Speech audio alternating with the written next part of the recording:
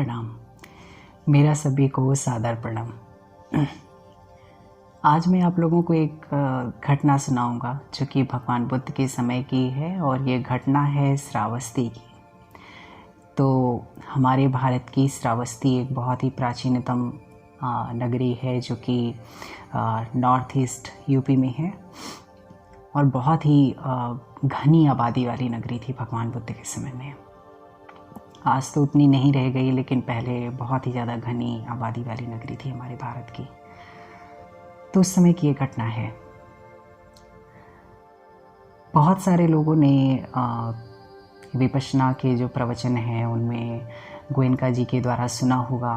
उसमें एक घटना सुनाते हैं। गोयनका जी की एक महिला थी जो कि पागल हो चुकी थी और वो किसी दिन भगवान के विहार के सामने से गुजर रही होती है और संयोगवश वो विहार के अंदर चली जाती है। तो धर्म संवेग की वजह से, धर्म सुनने की वजह से उसको होश आ जाता है कि वो देखती है कि उसके कपड़े में शरीर में कपड़े नहीं हैं। तो वहाँ पर उपस्थित किसी व्यक्ति ने उसको एक चद्दर दे दिया। तो उसने चद्दर ओढ़ करके अपने तन को ढक लिया। उसी दिन से उसका नाम पटाचारा वाली बहन के नाम से फेमस हो गई, प्रसिद्ध हो गई। आज मैं घटना उसी पटाचारा वाली बहन की सुनाऊंगा जो कि पूरी घटना है, क्या हुआ था उसके जीवन में और कैसे वो जो है इतने दुख में गिर गई, और पूरी घटना उसके जीवन की है। तो श्रावस्ती में एक सेठ जी थे जिनके घर में वो पटाचारा वाली जो बहन थी उनका जन्म हुआ था। बहुत ही सेठ जी बहुत ही अमीर थे और वो जो बेटी थी उनकी वो बहुत ही सुंदर थी। तो सेठ जी को हमेशा इस बात का डर रहता था कि कहीं उनकी बेटी जो है किसी के साथ चली ना जाए या उसके साथ कुछ हो ना जाए। उन्हें बहुत तरह के अपनी बेटी को लेकर, अपनी पुत्री को लेकर के भय थे। इसकी वजह से वो क्या किए सेठ जी कि अपने घर के जो सबसे ऊपर वाला तल्ला था, वो जो ऊपर वाला जो पार्ट था, अपनी बेटी के लिए वहाँ पर एक कमरा दे दिया और वहीं पर रहने के लिए बोल दिया। और जो सेठ जी का घर था उसके बगल वाले घर में एक नौकर काम करता था। हुआ यूं कि सेठ जी की जो बेटी थी उसको नौकर से, बगल वाले नौकर से प्रेम हो गया। बात पहुंची शादी तक, क्योंकि नौकर का और सेठ जी की बेटी का शादी का मन था। लेकिन सेठ जी को तो ये बात मंजूर नहीं थी, क्योंकि सेठ जी तो बहुत अमीर थे, बहुत ही पैसे वाले थे। और वो नौकर तो बेचारा किसी गरीब था और किसी के घर में काम कर रहा था, और किसी भी सेठ जी को ये मंजूर नहीं हुआ। तो सेठ जी ने मना कर दिया। इसके बाद यूँ कि एक दिन उसकी बेटी ने इस नौकर के साथ भाग जाने की कोशिश की। उसकी बेटी ने पूरी प्लानिंग करी कि हम लोग कैसे जाएंगे, और एक दिन वो दोनों भाग गए घर छोड़ के। दूर किसी गांव में जाकर के वो नौकर और सेठ जी की बेटी ने, दोनों ने मिलकर के वहीं पर घर बसाया। कुछ सालों बाद उसकी बेटी को एक पुत्र की प्राप्ति हुई। सेठ जी की बेटी को एक पुत्र की प्राप्ति हुई। सालों गुजर गए थे। सेठ जी की पुत्री ने अपने माँ बाप को नहीं देखा था। तो उसका मन हुआ कि वो अपने माँ बाप के पास जाए, अपने माँ बाप से मिले जा कर के। तो उसने अपनी इच्छा जाहिर की अपने पति के सामने। वो जो नौकर था, पति है अब उसका, तो उसने अपने पति के सामने जाकर के अपनी इच्छा जाहिर की कि मेरा अपने मायके जाने का मन है, मैं अपने माँ बाप से मिलना चाहती हूँ। तो वो पति डर गया। उसे पता था कि ये भेजना ठीक नहीं है, अगर वो जाएगी तो हो सकता है, कुछ भी हो सकता है। तो उसने मना कर दिया कि नहीं जाना है, वहाँ ठीक नहीं है जाना, बहुत खतरा है। तो एक दिन जब नौकर, वो जो उसका पति था, वो जंगल लकड़ी काटने जब चला गया, तो वो लड़की क्या करती है, चुपचाप अपने पति को बताए बिना घर से भाग जाती है अपने माँ बाप से मिलने के लिए, छोटे से बच्चे को लेकर के। जब वह अपने घर आती है लौट करके, और उसका पति जब अपने घर लौट कर आता है तो वो देखता है कि उसकी पत्नी नहीं है घर पे, तो वो समझ जाता है, पूरी बात वो समझ जाता है कि कहाँ गई होगी।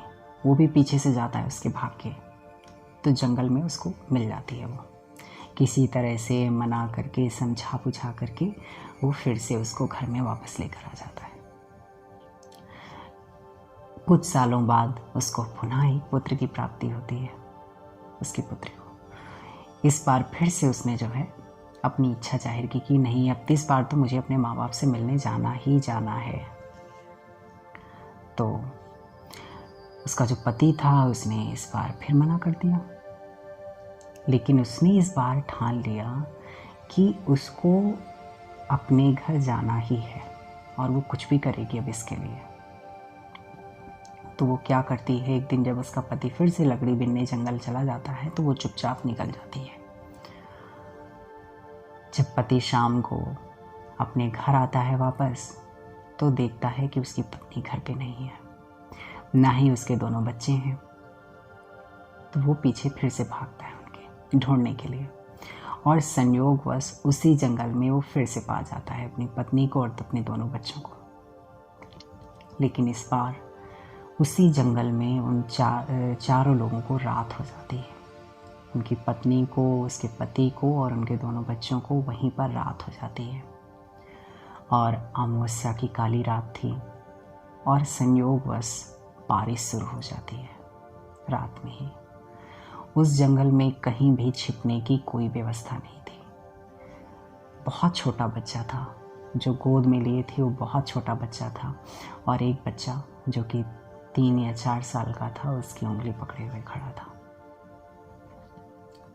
उसका पति क्या करता बेचारा, उसने सोचा कि मैं कोई बड़े से पत्ते किसी पेड़ के काट करके कुछ छुपर तंबू जैसा बना दूं जिससे आज की रात गुजर जाएगी और पानी से बच जाएंगे, तो इस बच्चे को कोई नुकसान नहीं होगा।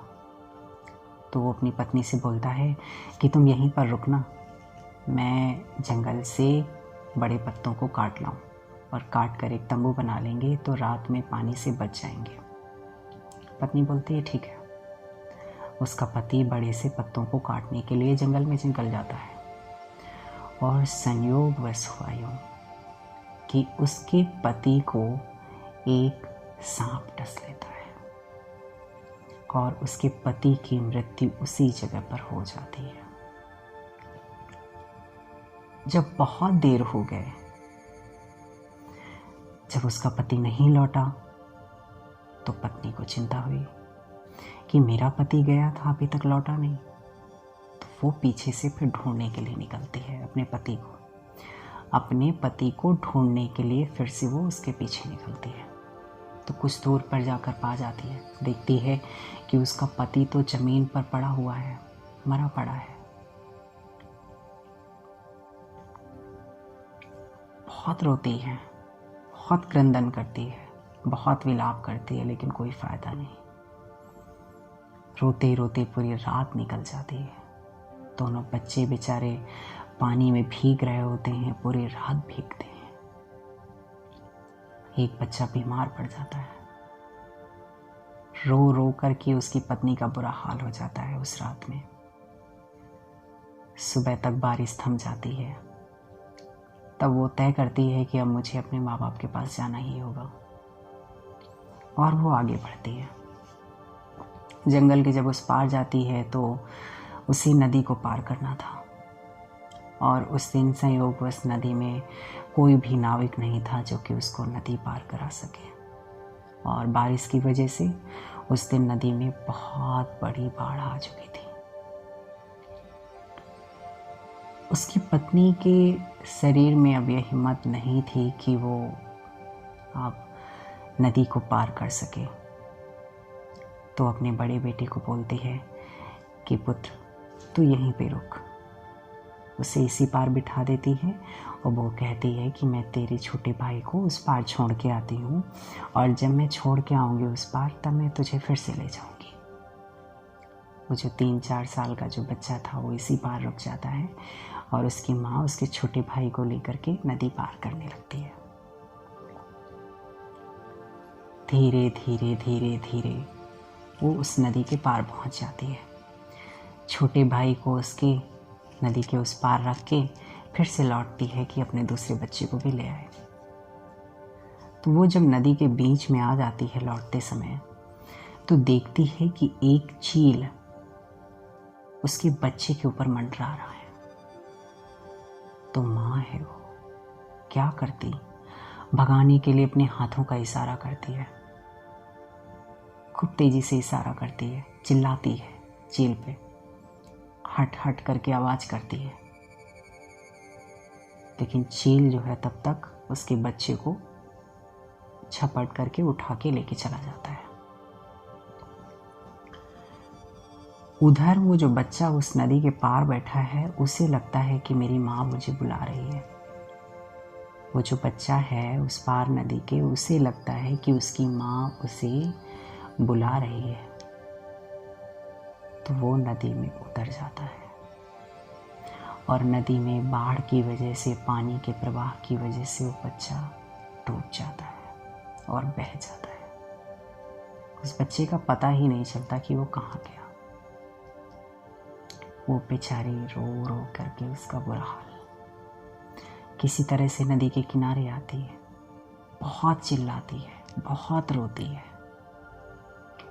रो रो कर उसका पूरा गला सूख गया।